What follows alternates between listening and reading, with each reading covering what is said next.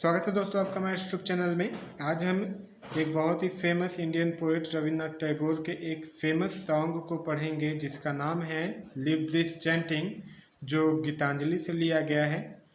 गीतांजलि 1910 में प्रकाशित हुआ था, जो रविन्द्रनाथ टैगोर ने लिखा था।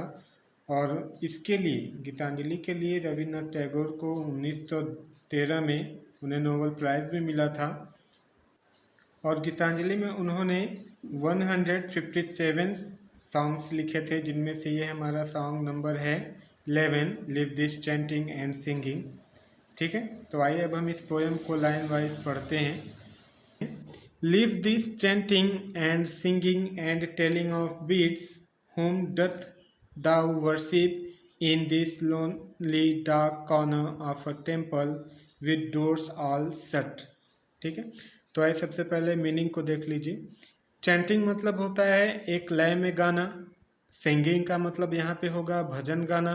टेलिंग ऑफ बीट्स का मतलब होता है माला फिरोना, जो मोतियों की मालाएं होती है या रुद्राक्ष की जो मालाएं होती है उसे पूजा करने के दौरान जो फिरोते हैं वही है।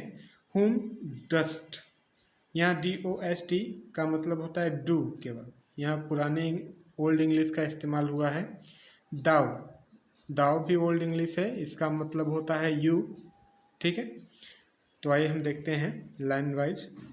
Live this chanting and singing and telling of beads, यहाँ पे कवि जो है पूरे मानव जाति को उपदेश देते हुए कहते हैं कि लिव दिस चैंटिंग, लिव मतलब होता है त्यागना, दिस चैंटिंग एक लय में जो लोग भजन गाते हैं या भगवान की जो पूजा करते समय भजन गाते हैं, एंड टेलिंग ऑफ बीट्स, यहाँ पे कवि लोगों को उपदेश देते हुए कहते हैं कि लोगों को मंदिर में जो भजन गाते हैं और भगवान की पूजा करते हैं और जो मालाएं फिरोते हैं उन्हें त्याग देना चाहिए।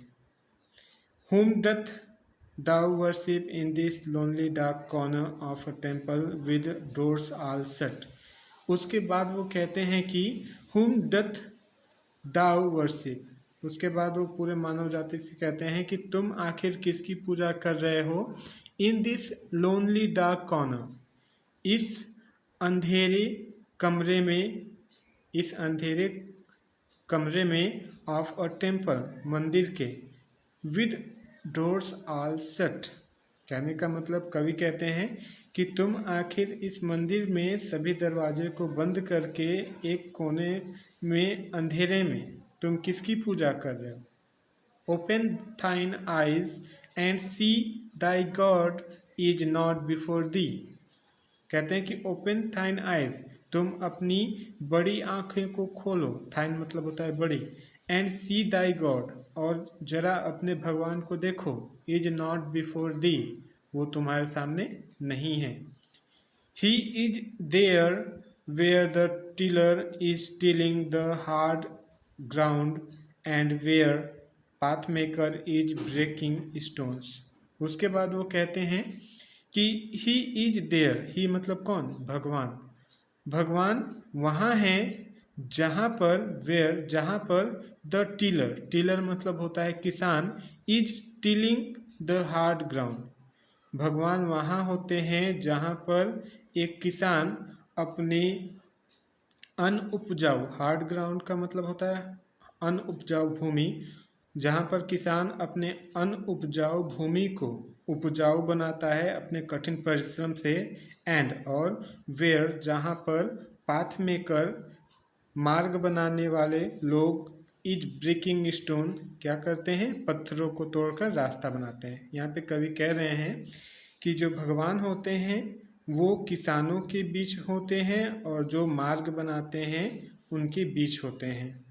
ही इज विद देम, और वह उनके साथ किसमें होते हैं, सूरज की तेज किरणों में होते हैं, एंड इन शावर, और वर्षा की बौछार में होते हैं। कहने का मतलब भगवान किसानों के साथ और रास्ता बनाने वालों के साथ, दुख सुख में उनके साथ हमेशा खड़े रहते हैं। ठीक है, आइए अब हम आगे देखते हैं।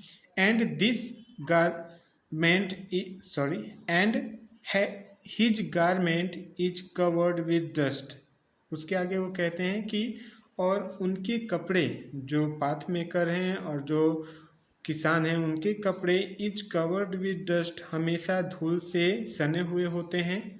Put of thy Holi mental and even like him come down on the dusty soil. उसके बाद वो आगे कहते हैं put of thy Holi mental, तुम भी अपनी इन पूजा की सामग्रियों को एक तरफ रखो, मतलब तुम भी जो साफ सफाई करके पूजा पे करते हो उन सभी सामग्रियों को एक तरफ रखो। एंड और इवन लाइक हिम, और उनकी तरह come down on the dusty soil, उनकी तरह इस धूल भरी मिट्टी में जाओ और उनके साथ काम करो। क्योंकि इस संसार में हर व्यक्ति डिलीवरेंस मतलब होता है मुक्ति पाना या मोक्ष पाना। इस संसार में हर व्यक्ति मुक्ति पाना चाहता है कि उसको दुख ना हो। Where is this deliverance to be found, आखिर कहाँ पर उसे इस संसार के सभी बंधनों से और परेशानियों से मुक्ति मिलेगी। Our master himself has joyfully taken upon him. Our master मतलब हमको बनाने वाले का मतलब भगवान, हमारे जो भगवान हैं। हिमसेल्फ हैज जॉयफुली टेकन, वो खुद प्रसन्नतापूर्वक टेकन अपॉन हिम, पूरे सृष्टि का भार अपने ऊपर उठाए हुए हैं। द बॉन्ड ऑफ क्रिएशन, क्योंकि उन्होंने इस सृष्टि को बनाया है और एक फंदे में पिरोया है और उसे वो बहुत ही प्रसन्नतापूर्वक अपने कंधों पर उठाए हुए हैं। He is bound with us all for ever, और ही मतलब भगवान, वह हमसे हर समय जुड़े रहते हैं। ठीक है, तो आइए आगे देखते हैं। उसके बाद कवि कहते हैं कि come out of thy meditation and leave aside Dai flower and incense. कवि कहते हैं कि come out of thy meditation मतलब होता है ध्यान करना, लेकिन यहाँ पे होगा कि जो ध्यान लगाकर पूजा करते हैं उनको कह रहे हैं कि come out of thy meditation. Thy मतलब तुम अपनी उन पूजा के स्थानों से बाहर आओ, मतलब जो तुम मंदिरों में जाकर ध्यान लगा के पूजा करते हो तुम वहाँ से बाहर आओ। And leave aside Dai flowers and incense, और तुम अपने सभी, यहाँ फ्लावर्स मतलब माला हो गया, फूल पत्ती हो गए, तुम जो चढ़ावे ले गए हो माला, फूल पत्ती और इंसेंस मतलब खुशबू। ठीक है, खुशबू का मतलब अगरबत्ती। कवि कहते हैं कि तुम जो मंदिरों में ध्यान लगाकर पूजा करते हो और भगवान को फूल माला चढ़ाते हो, अगरबत्ती चढ़ाते हो, उन सभी चीज़ों को छोड़ो और बाहर आओ। What harm is there if thy clothes become tattered? उसके बाद कहते हैं कि what harm, ऐसा क्या होगा, is there if thy clothes become tattered, ऐसा क्या हो जाएगा जो काम करने के दौरान तुम्हारे कपड़े टोटर्ड फट जाते हैं, एंड और स्ट्रेंड, और तुम्हारे कपड़ों पे दाग लग जाते हैं।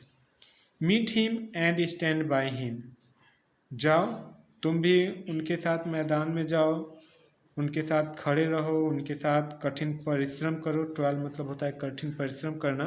And in sweet of thy bro, और अब तुम्हारे माथे पे भी पसीना आने दो।